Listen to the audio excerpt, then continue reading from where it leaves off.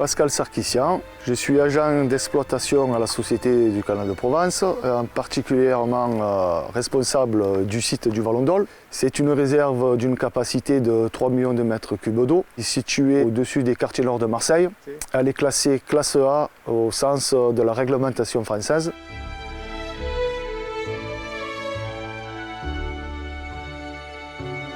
C'est une réserve qui est alimentée par deux branches, par une régulation dynamique. Son rôle, c'est d'alimenter la ville de Marseille, la station de traitement qui est en aval, ainsi que le canal de la Durance.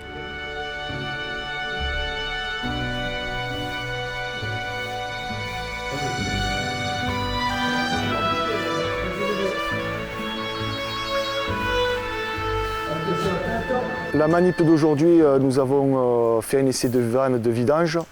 C'est des vannes qui sont très importantes sur le barrage, puisqu'on doit être en mesure de baisser le plan d'eau pour éviter une catastrophe. Donc c'est des vannes qui doivent être fonctionnelles H24. Donc là on a fait un essai de vidange, on appelle ça un essai de vidange V8 V9, de lâcher d'eau à 5 mètres cubes seconde, via les égouts de Marseille.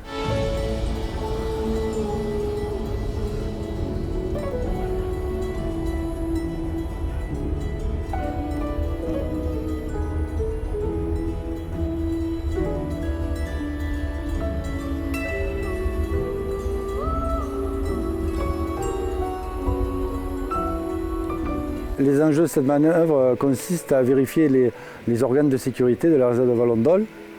La réserve de Vallon d'Ol sert principalement et donc exclusivement à alimenter l'usine de Vallon d'Ol et le secours du canal de Marseille lors de travaux. Donc tous les mois, depuis la convention de 1972, il est réalisé un essai mensuel entre l'exploitant de la réserve Vallon d'Ol, c'est-à-dire la Société du Canal de Provence, et la Société Eau de Marseille Métropole.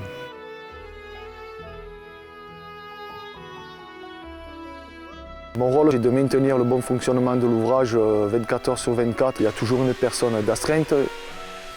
Là, nous accédons dans l'ovoïde gauche pour mesurer les piézomètres. En fait, l'ovoïde fait toute la périphérie de la réserve. Mes tâches journalières sont multiples, puisqu'on doit faire des essais de vannes mensuels. On doit faire des visites des ouvrages tous les jours, puisqu'il y a des contrôles visuels. 8,49 m. Lors de la mesure, je lance ma sonde et dès que j'ai une sonnerie, ça veut dire que j'arrive au niveau de l'eau. Et c'est au niveau de l'eau que je relève la mesure. Donc ce qui me donne la hauteur de vide. Et bien sûr, comme le piézomètre fait 15 mètres, on fait une soustraction et ça nous donne la hauteur d'eau sous le barrage.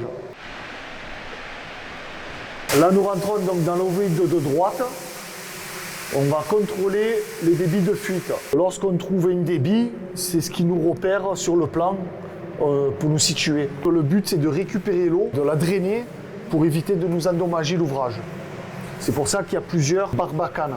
Ensuite, il y a des essais, les drains, les relevés piézométriques pour s'assurer l'étanchéité de la retenue. Top. Là, nous nous trouvons à une source. Donc, nous allons mesurer le débit de cette source à l'aide de ce débitmètre manuel qui mesure le débit en litres par minute en 30 secondes. Ce qui nous donne un débit de 2,1 litres par minute. Je vais noter 2,1 litres par minute.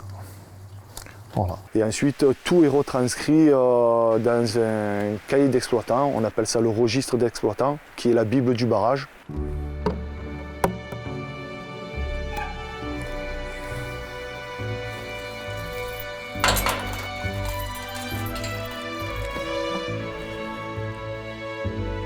Allez, ciao!